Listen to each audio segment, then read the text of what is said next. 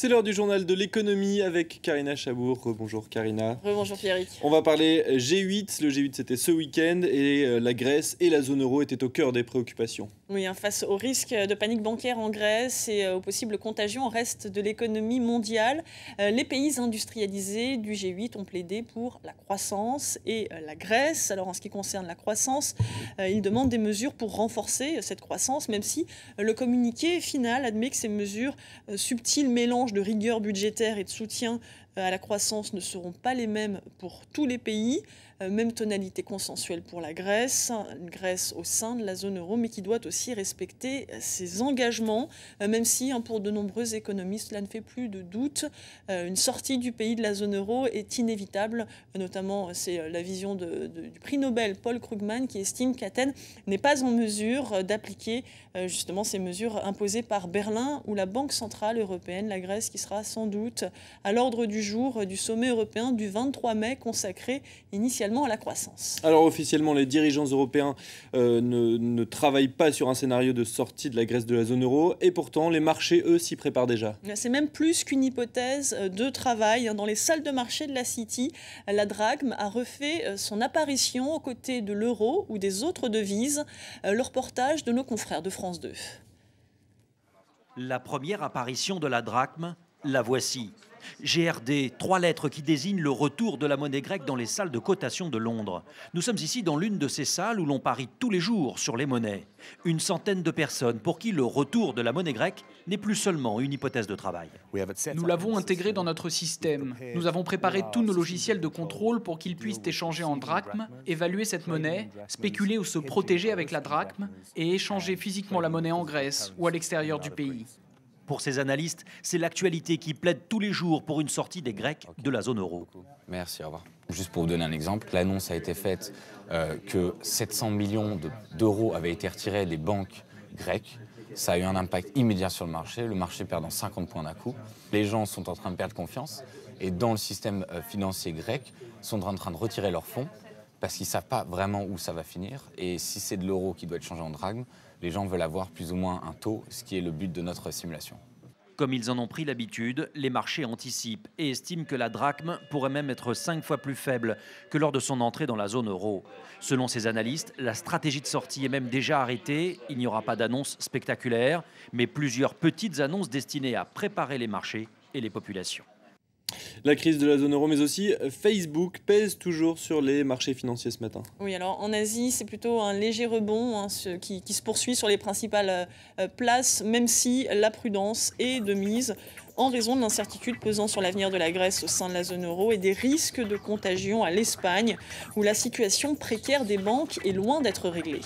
Et puis je le disais, une action qui sera regardée de près cette semaine, c'est Facebook, car malgré un buzz planétaire, y compris d'ailleurs sur France 24, on en a beaucoup parlé, son entrée en bourse a déçu ce vendredi. Oui, le premier réseau social a juste sauvé la mise après une première séance qui s'est terminée par une légère hausse de 0,6%, 6%, loin, très loin d'autres valeurs technologiques comme Google ou LinkedIn, de quoi relancer toutes les interrogations sur les perspectives de développement de l'entreprise.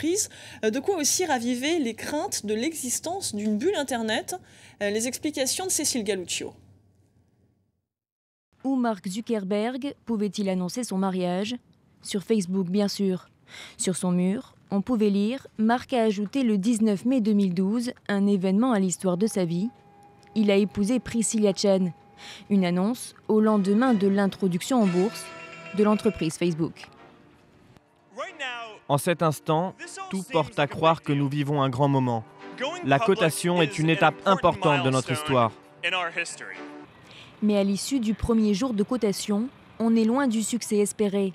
Proposé à 38 $ l'action, c'est-à-dire une trentaine d'euros, le titre a vite décollé jusqu'à 11% avant de replonger vers son cours initial, terminant la journée à 38,23 $. Je pense que les investisseurs devraient s'inquiéter de la gestion. Je pense que les fondateurs sont de grands visionnaires, mais le plus souvent de mauvais gestionnaires. Car en entrant en bourse, Mark Zuckerberg a pris un risque, ne pas être assez rentable. La toile Facebook compte aujourd'hui 901 millions d'utilisateurs dans le monde et gagne de l'argent, notamment grâce à la publicité. Je crains au contraire qu'il y ait quelques déceptions dans les publications à venir qui viennent un petit peu refroidir les investisseurs dans un contexte où aux États-Unis, la conjoncture économique est en train de se tendre. Et on voit bien que le marché de la publicité, qui est un des marchés moteurs pour Facebook, est un marché qui devient de plus en plus difficile. Quoi qu'il en soit, le réseau social a enregistré un bénéfice d'1 milliard de dollars en 2011, notamment grâce à la publicité. Et avec cette entrée en bourse, Facebook a déjà réussi à lever 16 milliards de dollars. Pour les investisseurs de la première heure, l'opération reste un véritable jackpot. Et parmi ces investisseurs, on peut citer quelques stars du show business. Oui, c'est le cas notamment du rocker Bono qui a littéralement touché le jackpot en investissant fin 2009 90 millions dans le réseau social, soit un peu plus de 2% du capital de Facebook à l'époque, une participation qui vaut désormais 1,5 milliard de dollars. Il a eu le nez creux. Pas mal pour le chanteur de U2. Rien ne va plus pour Yahoo, le site internet qui se désengage du chinois Alibaba. Un accord a finalement été trouvé ce dimanche après plus d'un an de négociations entre le portail américain et le site de e-commerce chinois. Yahoo revendra 20%, soit la moitié de ses parts à Alibaba. L'autre moitié devrait suivre lors de l'entrée en bourse de ce dernier.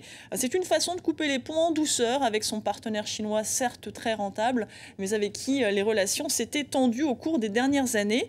Alors la transaction lui a rapporté plus de 7 milliards de dollars, c'est peut-être la bonne nouvelle. Elle tombe à pic pour le groupe qui cherche à se relancer une semaine après le départ forcé de son ancien patron Scott Thompson, poussé vers la sortie parce qu'il avait menti sur son CV.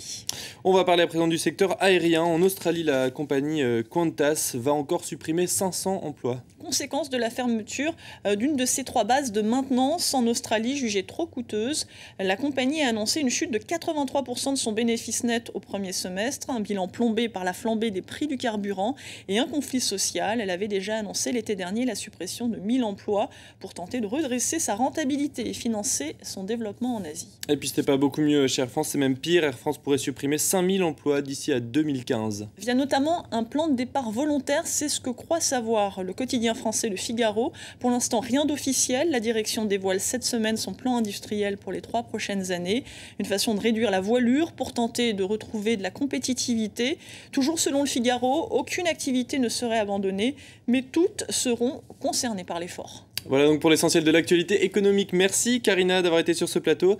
Restez avec nous dans un instant, c'est Hélène Drouet qui prend le relais sur France 24.